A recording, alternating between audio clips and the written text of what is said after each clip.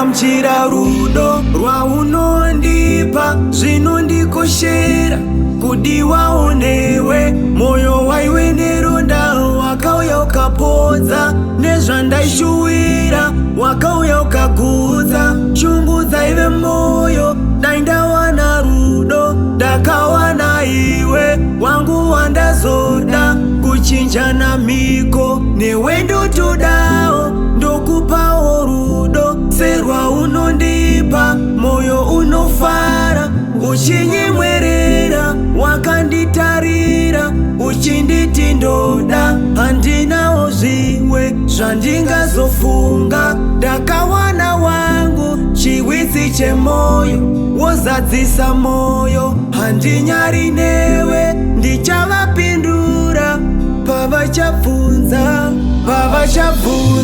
chataura zita rako pavachabvunza ane moyo wangu pavachabvunza ndichangoti ndiye pavachabvunza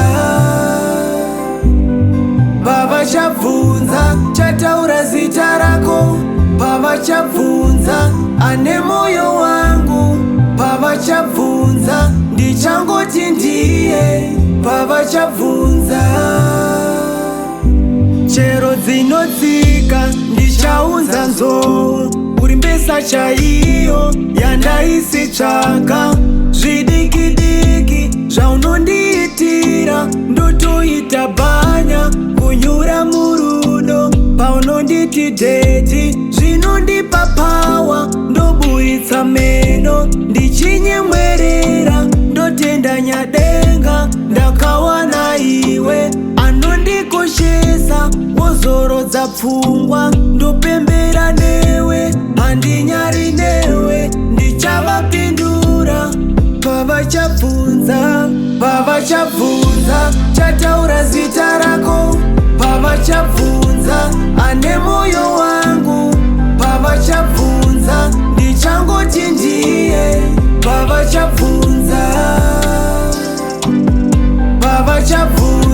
chataura zita rako pavachabvunza ane moyo wangu pavachabvunza ndichangoti ndiye pavachabvunza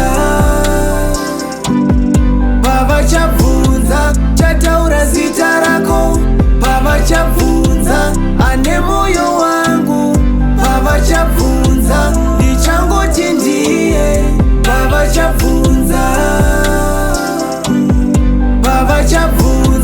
chataura zita rako pavachabvunza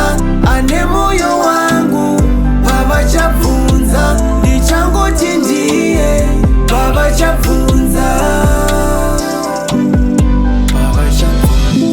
chataura zita rako pavachabvunza ane moyo wangu pavachabvunza ndichangoti ndiye